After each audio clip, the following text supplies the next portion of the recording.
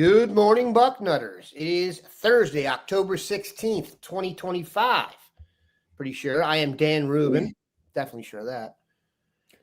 Joined by the Dean, Bill Kurelic, and the Grand Poobah, Mark Porter. This is the Bucknuts Morning 5 and Change. We cover the national champions who are ranked number one. It's good to be king. I'll tell you what really would have been good if you guys could have been here for the first 10 minutes of the show that we didn't record. Neither one of us would have a job. And Bill would not be, he would have to work in his retirement. But I digress.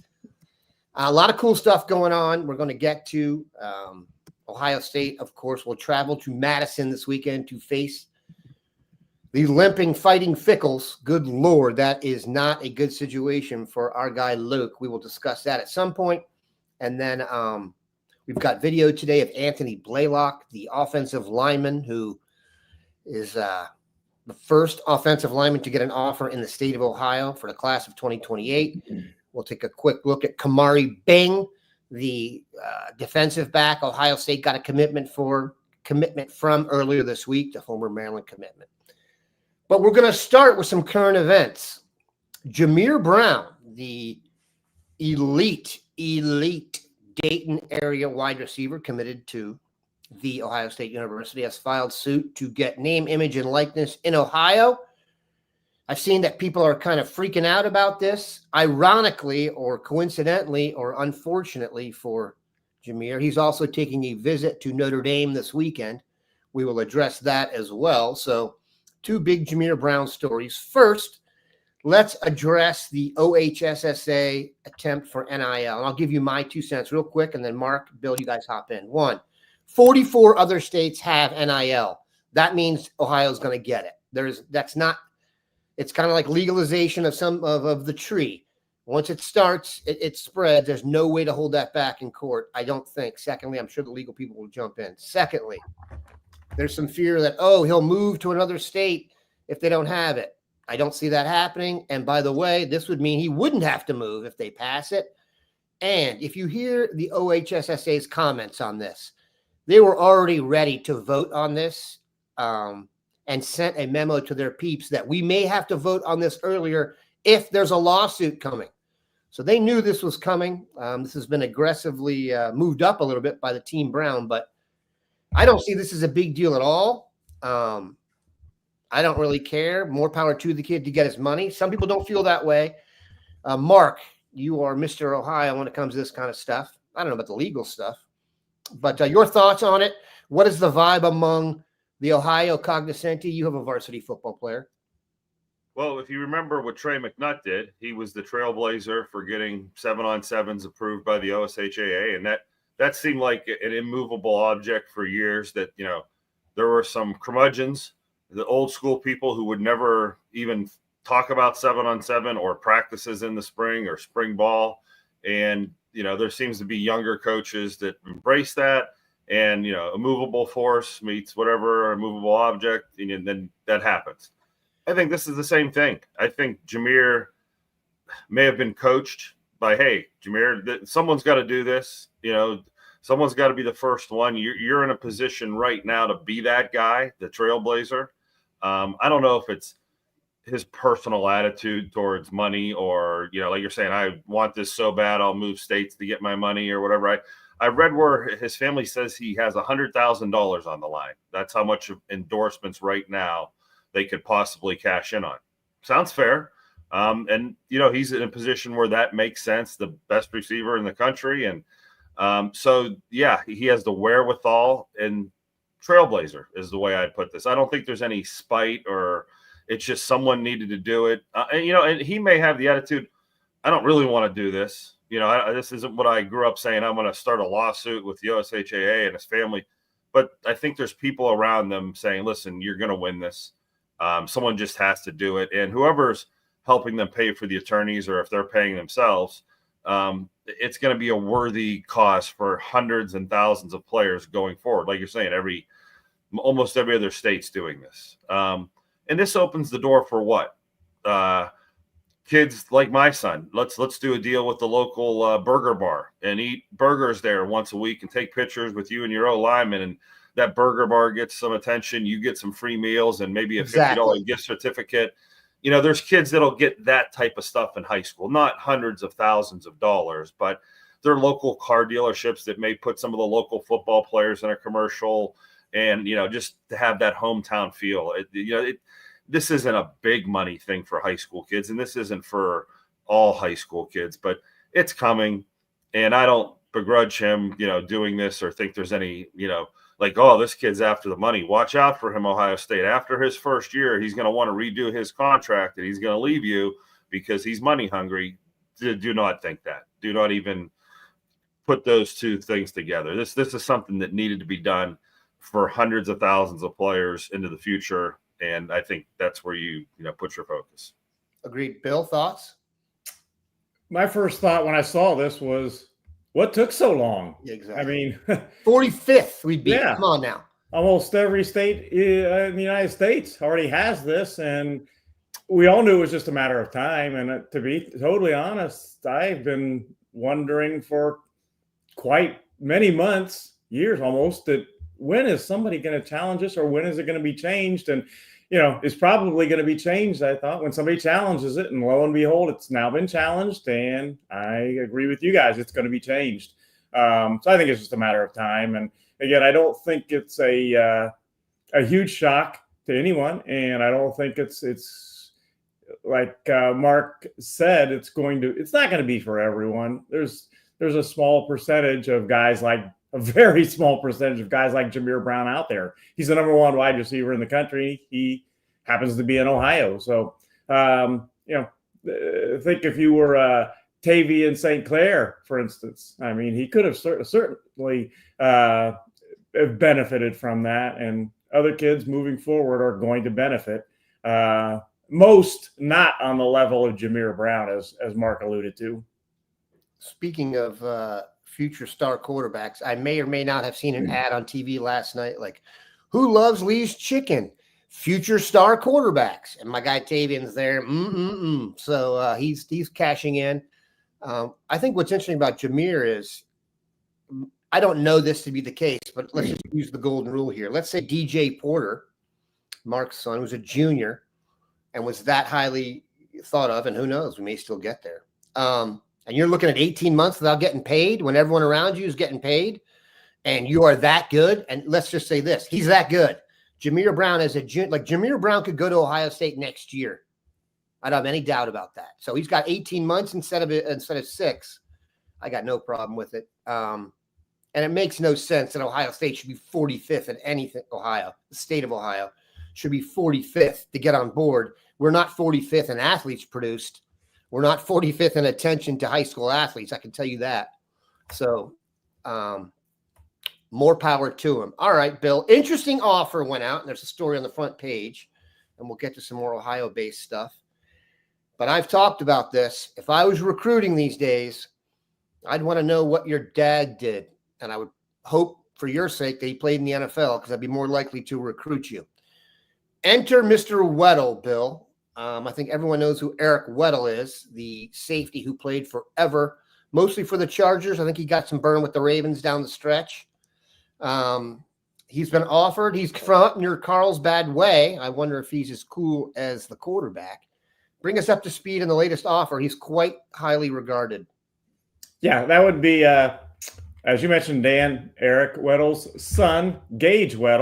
He's a class of 2028. He happens to be a 5-star guy, and he is the number one athlete in the country. He's a quarterback, safety guy that Ohio State, Matt Guerrieri offered him, obviously, as a safety. And there's the interest is definitely mutual, as Gage talks about on the story that is number one on our site right now. He talks about how excited he was about the offer from Matt Guerrieri, and that he said he can't wait to get out to Ohio State and meet everyone. It's pretty late in the season now, so he probably won't make it out to Ohio State this season, but he's looking at a summertime visit to Ohio State. And he says he's definitely his interest has peaked. As he says in the article, Ohio State is the best of the best.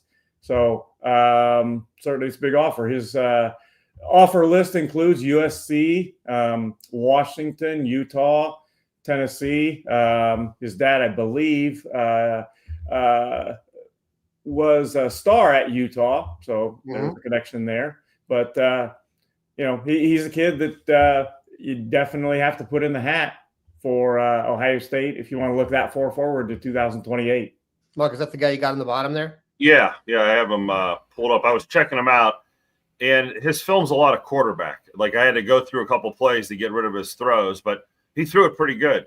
Coming off the edge right there, that he's got the speed of a safety. He's playing linebacker.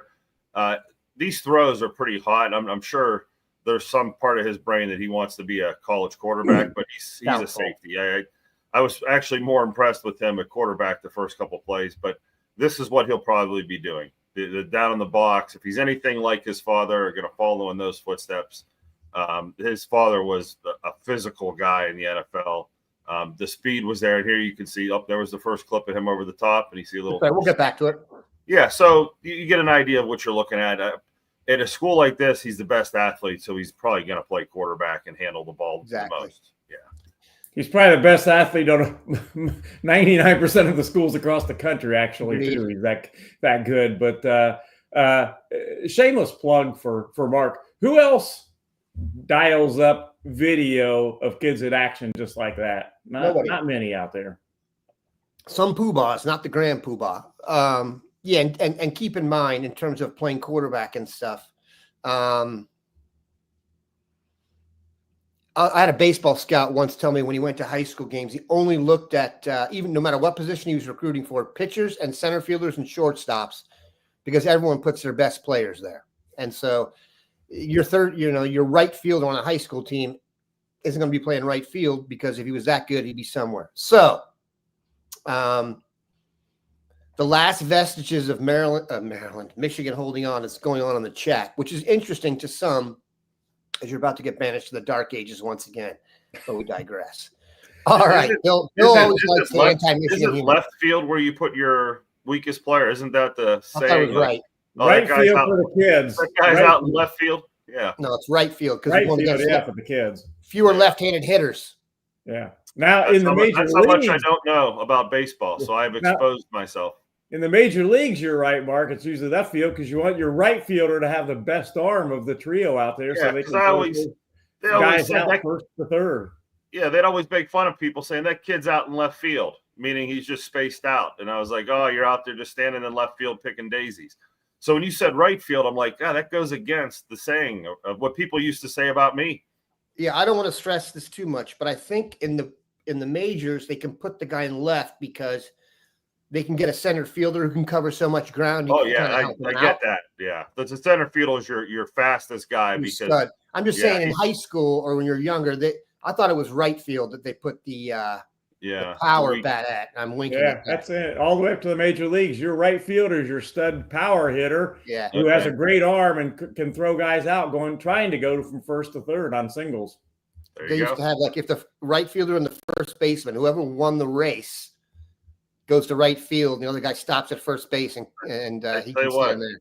That youth baseball team Bills coaches is in good hands. No doubt. Our T-ball season is over, and we finished 7-1, even though we don't keep total of runs, because 7 games we got more outs than the other team did. Bill, if you're 7-1, you know what that makes me think? Who's the one? The team that the bullies from Green Avenue. Well, they got more outs that game than we did, and they had some guys that were hitting the ball pretty far off that tee. Did you ask for birth certificates afterwards? That's what it's the first move. No, we didn't do. Hold their jacket. Yeah.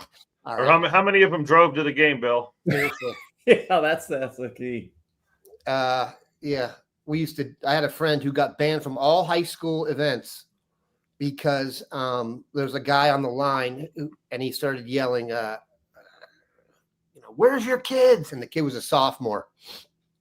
And he got banned from games. But we digress. All right, let's talk about a 2028 in-house, and then we're going to get to some of these questions. And that is the first offer to an Ohioan who plays offensive line in the class of 2028. And this is extremely noteworthy for this reason. We know for a fact that one of Ohio State's main tenets of recruiting, even in this era, is dominate young Ohio offensive linemen. Just look at the class. Look at the trade recently, and I put in air quotes, Landry Breed for Aaron Thomas. They prefer Ohio guys if they can get them and develop them. Mark, the first one, introduce them. You've known them for a while. Maybe some verbal introduction and then video. Yeah, I went to the end of this video because I know Dan would never let us get to the end of this video. But we actually, this is a podcast we did like a year ago where we featured Anthony Blalock, and this was him at a raw talent combine or whatever. And this was him as a freshman, and his feet aren't great there. I mean, there's no way around that. This is just pure size. So we introduced you to him. So we're going to pat ourselves on the back there and say that's what that's when we first brought him to you. But he has arrived now. I've been watching him since 6th, 7th, and 8th grade locally in this area. He's played against my son's teams. He's always been the biggest kid on the field. What's unique now is he has worked himself. As you can see by these photos, he looks like a player. I mean, like immediately when you see a photo, it brings you to like, is that an Orlando Place Corey Stringer type body in Bloom? He is big, and he's just a big grizzly bear that manhandles you. You see once he locks on, these high school linemen have no chance against him. He's well schooled. There's a lot of double teaming where he gets up to the backers. When he was younger, you see the big kid, and he's not always the most aggressive kid on the field. His aggression is there. He plays to the whistle. He finishes. He's got a nasty streak. Right now, I don't know if he has the feet to be your true left tackle, but he's a 2028 kid that weighs 305 pounds. He's just getting into his body. He is kind of a Tegra Shabula body, that big, burly, just a guy that, if you, like I say, you get in a phone booth, he'll root you out of there. And, we're playing a lot of his film right now. And his film online is very good. The clips we got against Erie McDowell are really good. I think this kid's upside is off the charts. So that's probably why Ohio State said, listen, we're not going to see many bodies like this in Ohio. These are rare kids. This kid's developing. I think when we see him again next year, you're going to see almost like a freak show, because he's borderline there now. You can see. That's why I showed that earlier film of when he was younger and how raw those feet were and how much improvement from those clips to what I'm seeing on film now. Expect that jump one more time at least, and if not again till senior year. And I mean, to imagine he's 2 years away from being with Mick Mariotti, like he's not, like you're saying, there's a long time here before this kid steps on campus. Can you give me what you think right now his height and weight are? Yeah, he's 6'5", 305. He's listed at 310 in a couple places, but he's all of that. He was probably 6'3" in 8th grade. I mean, I remember him being bigger than me as a 7th or 8th grader. And so now you played against him? Yeah, like my kid's team, Boardman is the school he was at when he was a youth. He's since transferred to Austintown Fish, but we played Boardman every year in basketball, football. You got to see this kid a bunch, and I actually would walk up and talk to him as an 8th grader thinking, this is kind of dirty. This is too early to be bothering this kid about, like college. But, I did make sure that I was like, if this kid does blossom, you're going to want to have a relationship here and kind of follow along. And I tell you what, I see a lot of big kids, but a lot of them don't have the mental acumen or the people around them to get them in shape soon enough and fast enough. I know some other kids that look like them that are going to be on a couch at 330 pounds eating Cheetos and, screaming at the TV, watching football games, not playing because they never flipped the discipline switch. They were told early, oh, you're so big, you're going to be so great. And they just thought it was going to happen by eating. And hats off to Anthony and these other guys that realize it doesn't happen by eating. In fact, you're going to have to fight that impulse because of your body style and the way you're built. And you're going to have to really embrace work. That's why, I was like the work he did at Raw Talent, when I saw him up there, I'm like, that's a good sign. That's really a good sign that this early on, he's reshaping who he is. And, another good sign is just how good he is that not only is he the first offensive lineman in Ohio to get an Ohio State offer, they've only offered previously 5 offensive linemen in the entire country from the class of 2028. So he is now among just a half dozen offensive linemen in the entire United States that the Buckeyes have offered for 2028, which goes a lot to saying just how good potentially too that he can be. I can't stress this enough. They've shown us that in this new era, as everyone's trying to get their bearings of what they're going to do next and who's going to get paid and blah, they want to develop offensive linemen from the state of Ohio. They've identified that as a resource, and they're right. If you look across the board, we produce enough offensive linemen here to build the nucleus of a championship team always. Just look at the team now. Let's go left to right. Ohio, Wisconsin, Ohio. That's 4 of your 5 starters right there as I go through. So we like the idea they've held that down. All right. Defensive back, they will go across the world and elsewhere, if you like Spinal Tap. And they got a commitment from Kamari Bing earlier this week. He was not technically a flip because he had decommitted from Maryland. He attends St. Francis in Baltimore. And for those of you that don't know what that is, it's the current powerhouse in Baltimore. It used to be Gilman when your guy Biff Poggi, who Bobby Verlaine is a huge fan of, was at the helm. He moved on. And so that they get legit players there. I haven't seen it yet, but you could probably go to their schedule and go watch them play some national YouTube guys because they are that's a big time program. Bing, I'm not sure what position he is, corner or safety yet. I am always a sucker for the DMV types. We'll stretch it to Baltimore. Mark, could you take us through a few plays of what you saw out of him? Yeah. Garrett Hodge kind of clued me into him, and I'm going to give him credit for the initial evaluation where he said, not necessarily flashy at one thing, good at all things, meaning over the top, has that role. Like, I think he plays cover one a lot in this film where he's really good at staying over the top, and you can trust that he's going to be in the middle of the field and make plays. Immediately you see him down in the box, and he's got a nose like a linebacker where he sniffed out a screen there, but this film kind of goes back and forth between those two things. Over the top, in the box, covering ground. I like the way he was out of position there. And did you see him bend to get back into position? Time you out. know those hoops those guys run around? Yeah, it's all positive. Note where he's playing.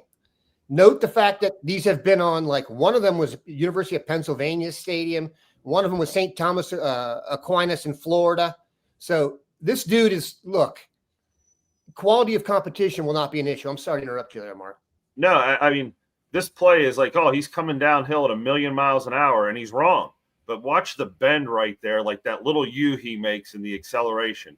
That's the kind of special stuff that wasn't necessarily a highlight play. That's a highlight bend. And then you see the type of ground he covers over the top. So he could roll down and people say play the slot corner. He could play corner outside because he's got some size. But right now, I think you're looking at a true safety. I think we're spoiled with a Caleb Downs type safety, but this kid's lining up in the same spot as like Caleb. He's doing a lot of different things and putting a lot of different of his tools on tape. You know, like most guys have one job. They play cover 2, cover 4 all season. He's been lined up at Mike or Will linebacker 4 or 5 times in this tape. How about that yellow field? Boy, is that different. That's like a basketball court or something. I was like, what are they playing? Yeah, that really is a different feel for high school football. But so, yeah, good, versatile safety. And that's not an overused word when I say versatile, meaning you got yourself that has corner skills, safety skills, linebacker skills. Matt Patricia has already shown us this year that he does a really good job of figuring out a package to start you in, whether it's a sub package, a dime nickel package, and then bringing you into the fold into the major base defenses. And not only is he a talented kid, but getting a talented kid being so important, but he's the first kid providing he signs with Ohio State from Baltimore St. Francis to sign with Ohio State. They had a commitment from a kid from that school a couple years ago, but it ended up that both the kid and Ohio State moved on and he went elsewhere. But when Bing signs with Ohio State, he'll be the first one from St. Francis to go to Ohio State. And that's important because St. Francis is loaded every year. It's one of the most talented programs in the country. So you get your first one from there, and you hope it opens some more doors in the future. I got confused there because I'm getting asked questions. Yeah, so Blake Woodall was the corner, Bill. Right. Slot corner. Yeah. And you're right. That's exactly right. In fact, I thought it was interesting that was brought up to Kamari, and he said, let's build a new pipeline. So I like the way that guy's thinking. Bill, I could be wrong. I think Zion Ely is at St. Francis. Is he not? He may not be. No, he wasn't. They have some big time players there. I'm just saying. For real. That's right. Mark. That's what. Boom. Ridge Wallet. I had forgotten that. No advertisers on here doing it as much anymore. All right. Let's finish with some questions. If there are people asking questions about Jamier Brown, we discussed that to start the show.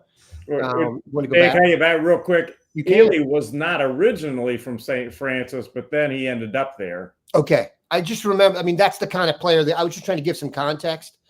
If you're the best player in the country and you're from Maryland, St. Francis is going to be at your door. I believe Blake Corum went there. I could be wrong. I'm not, but there you go. Can you give NIL dollars to a 2028 recruit? We can't. Somebody can. If you're not in the state of Ohio, that might change. I give money to a 2028 recruit every day. Unlimited. It's like that guy has an open account. It's like, why is that 28 guy have my charge card? Scouting Ohio has a 2028 kid on the account right now. That's Believe funny. Me. It's got to be a violation. Let's see. Hypothetical. John I'm Harbaugh. going to tell my family that it's a violation for me to give money to a recruit. You're on your own, buddy. Yeah, that's going to be interesting to see Mark's kid get recruited. I can even tell you for me, when my kids got recruited for a much, much, much, much smaller level, the coaches realize very quickly that you're not new to the game and they don't like it. All their tricks, you're like, no. First question, when are you going to leave? And he's like, what? And he left. So there you have it. Let's get into this here. Bobby, everyone loves when that's Ridge Wallet. RIDGE was a great sponsor of the show before we had to get rid of those sponsors. Christopher Vargas, does this name ring a bell with anyone? Are we going to ask him questions about him? Anyone got a quarterback named Christopher Vargas? Yeah, he's a very good quarterback. In fact, Ohio State has offered him a scholarship. He is. We've been talking about the class of 2028. Vargas is a 2028 quarterback and we're talking about programs. Danvers, St. John's Prep in Massachusetts, good program. Oh, yeah. About 6'4", about 180 pounds. And Ohio State has offered him a scholarship. So certainly he is a guy on the radar screen. Penn State's offered him. Boston College has offered him. Auburn, I know, has offered him. A&M. So he's got some good offers for a 2028 quarterback. All right. Bill, I'd like to get your commentary on James Franklin's exit in terms of, I know we've talked about come on spell and guys they'll go after. Do you see it as a big deal on the recruiting scene, or how do you think could affect it? I mean, we haven't had, I guess in the new era, this is the most high profile exit aside from one other guy who was kind of forced out because he cheated. Your thoughts on kind of the James Franklin situation, where you think Penn State should go next, that kind of stuff? Well, my first thought when this actually happened was, my, did that happen quickly? No doubt. I mean, just a few weeks ago, they're playing Oregon, and they're a play or two away from beating Oregon and being undefeated in the top couple of schools. They were in the top couple of schools in the country. And then in just a matter of a couple of weeks, the coach is fired. I mean, that really went from sometimes I still shake my head and think how quickly that all happened. It really did. So that's my first thought. My next thought is, yeah, I know some Ohio State fans are maybe celebrating that happened, but sometimes you got to be careful what you wish for, I guess, a little bit. I will say I'm not putting down James Franklin, but Ohio State didn't have a whole lot of problems beating Penn State and James Franklin. You don't know what's coming in next, as you referred to, Dan. Who's coming in next? It may not be quite as easy on Ohio State. It may be easier, who knows? But you just don't know.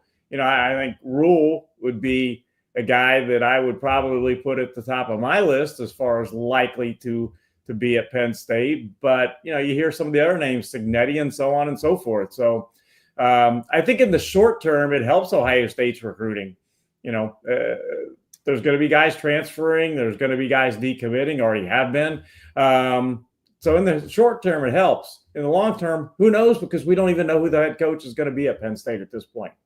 Mark, vibes? You're right, Bill. That stadium a couple of weeks ago, 111,000, that overtime game literally looked like the best atmosphere in college football for 5 minutes. That looked like as good as it gets, everyone in white.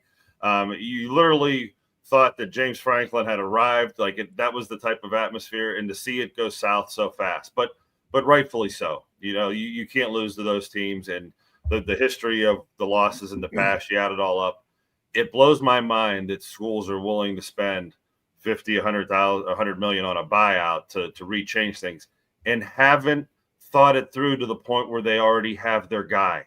If you make that move, you're telling me that the board of directors or the people with the money hadn't sat in a room and had a list a month ago of guys that they were going to move to if they did this, and they would have a move that would be better. Who would be better?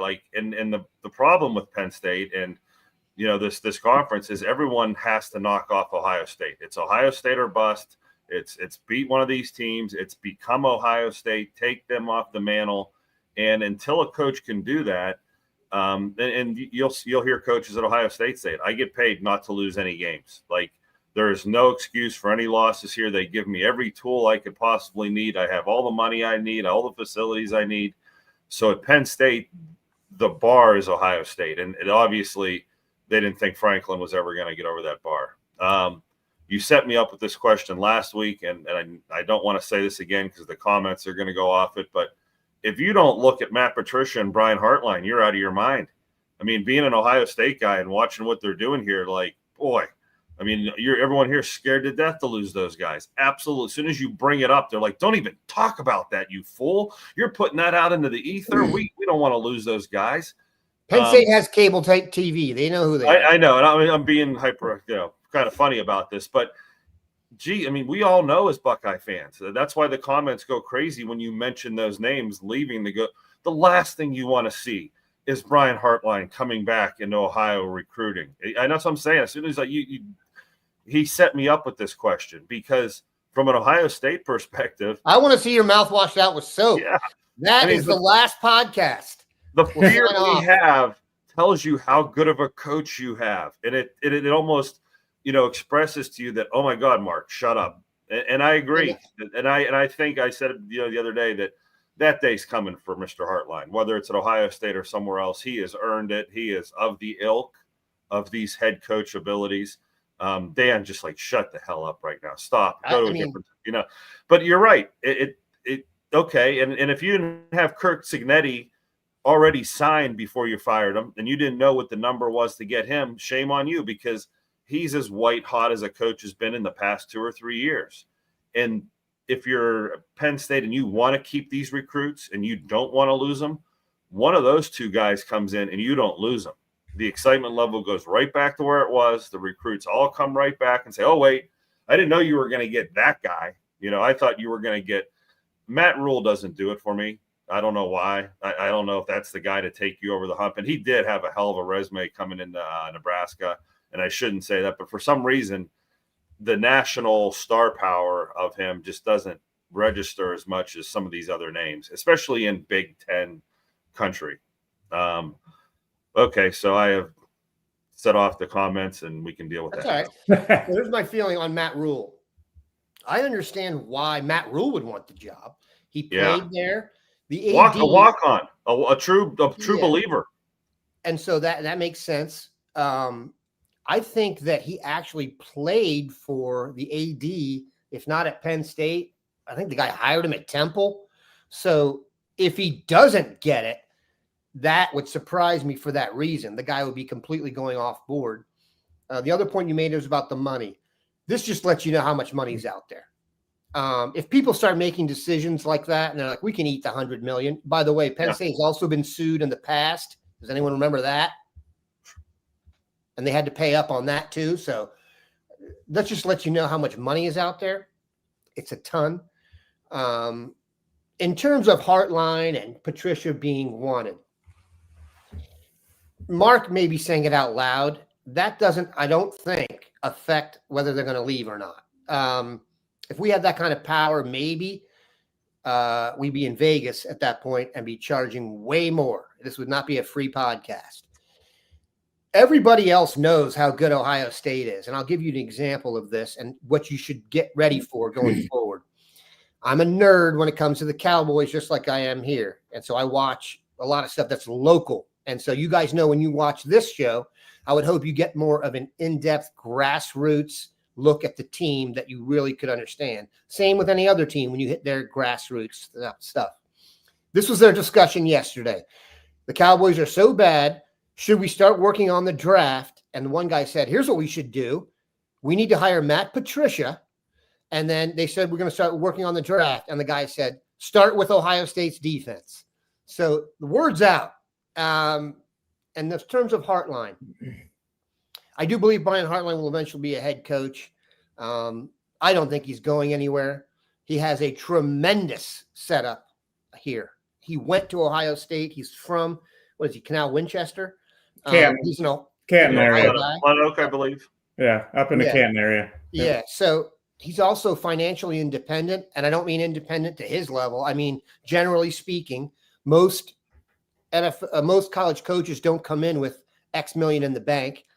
And he's going to have his choice of jobs. Let's look at that. Is he next in line for Ohio State? I mean, that's 3 or 4 podcasts in and of itself discussing that. But he's in a great situation, man, because he has become the Duke basketball of recruiting, and that they don't recruit, they select. Go look at wide receiver recruiting. Everyone waits for the Ohio State guys to go, and then the trickle down comes after that. All right. I mean, and I'll say it that if they call it, I bet you Hartline may not even take a meeting. But like you said, he's a future head coach. Do you see him taking Wisconsin or Northwestern or Purdue? No. The jobs that would come available that would attract a guy like that are these type of jobs. Now, I don't think he would ever like playing the role of the Darth Vader at Penn State coming back in to Ohio State for 10 years and having that whole thing. I think you're right. There is too much. But you ask me these setup questions all the time, like, what worries you about what team's on the schedule? And then I say what worries me, and then everyone's like, oh, you're Debbie Downer. And, what coach would you not want to go to Penn State? The guys on our staff. Yeah. And I'll say this. It's good to be king. So ask Luke Fickell. Doesn't always work out. Now, Luke crushing it at Cincinnati. Yeah. You'll see this weekend, not crushing it. So it's a challenge, man. You got to pick the right spot. One question I do want to get to here that people have asked about, and you can talk about this, Bill, and then finish off. The name you hear most about Penn State, and the name you're going to hear until he decides what he's going to do with his future, is Chaz Coleman. This is a guy who was a stud in Ohio, maybe a late bloomer. We talked about Gage Wed earlier being the quarterback because he was the best athlete on the field, similar to our guy. So Chaz Coleman developed late. Warren Harding was offered late. Word is, if you read the boarding house yesterday, he may have regretted that a little bit. And then he's been tremendous as a youngster for Penn State. And obviously, when this stuff happens now, he's going to have a bullseye on him from the transfer portal perspective. Bill, what do you remember about his recruitment? And do you think anything happened that would be, a death knell to his recruitment if we were going to try and get him in the portal? And then, Mark, your thoughts on him then and now. But, Bill, you can take that to start. Yeah, he just a little bit of background. In high school, he was a 6'4", 220-pound type edge guy from Warren Harding High School. had some very good early offers, but Ohio State wasn't one of them. Then Ohio State ended offering him later, but he really never really showed a strong interest at that point because he was pretty far down the recruitment path at that point. And I just never felt like he was going to end up at Ohio State at that time. He did, of course, end up at Penn State. He's now a 6'4", 245-pound edge guy, and he's a good player. I think that it would make some sense, being an Ohio guy, for him to matriculate back to Ohio State. And I don't think that what happened in the early recruitment would preclude him from ending up at Ohio State.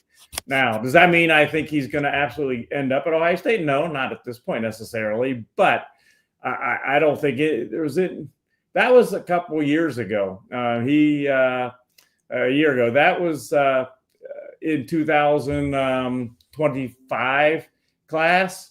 So, that's almost like in the day and age of recruitment, that's almost like ancient history. It doesn't have a strong impact on what he's going to do now. And I don't think that would preclude him from ending up as a Buckeye. And again, I'm not predicting it, but he's a guy you got to look at, certainly. I'll just say this. It makes a lot of sense if you look at Ohio State's roster, that defensive end is probably something they're going to want to see in the portal. So in fact, you started 2 seniors last year, and you're starting essentially 2 fourth-year guys this year, who are doing quite well, I might add. Mark, your thoughts, and we'll end with your thoughts on Coleman and whether or not you think you would go after him. Yeah, he checks all the boxes. He's a young player playing at a Power 5 school, starting early in his career as a freshman, where he didn't have much time at the position in high school. There's a lot of meat left on the bone for you at Ohio State, and he fits a need. I mean, check, and check. What I said a few minutes ago, hiring the right head coach there keeps him there. Hiring some guy that has no pizzazz to him and doesn't get anyone excited, you probably lose a player like that because they don't want to be a part of the rebuild. And just the amount of talent. Every 10 minutes I see another player decommitting from there, so it makes it more of a fire sale. I mean, whoever got rid of the coach, I don't know if they realized that they were going to lose half their roster like this the second they did it. And that shows how much some of those guys must be, boys of Franklin. Like, they're like, oh, you took an Axe-Star guy, I'm out of here. So yeah, I think he's a target. We'll wait and see. And he has that body of the Arvell Reese, Sonny Styles, that long 6'4", 6'5" body you just absolutely love, that sells all day long. Speaking of stocks that are rising, and I'll end you with this. I put this in the boarding house. I contacted my NFL. So I was watching my team get obliterated for the millionth time in a row. And I thought to myself, if I could have one player in college football to fix the Cowboys defense, who would I go after? And I honestly think it's Arvell Reese. This was a month ago.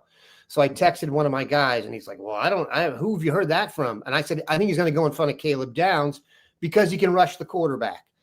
And lo and behold, and he's not the one for Mel Kiper came out with his big board.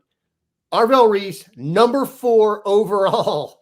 So he's passed everybody up. Word's out. That means we're not getting him, which is a shame. Someone's getting Arvell Reese. By the way, can I mention this? Arvell Reese celebrates never. I know we all got Davison Igbinosun is really the only one on the team who goes nuts all the time, but go look at that last sack in the last game that Arvell had. He just literally stands up, turns, and walks slowly back to the huddle. And then you can see the other guys on the other team looking at him like, get out of the way. What a very Michael Myers-esque. Very, very with Halloween on the verge. Very Michael Myers-like. Let's enjoy it because it will not last after this season. What will also not last? This show. No more, Mark. Nope, sorry. We're going into 45 minutes. I got to pay Bill a $10,000 bonus, and I'm not willing to do that. So I appreciate you guys stopping by. Have a good one, Nutters.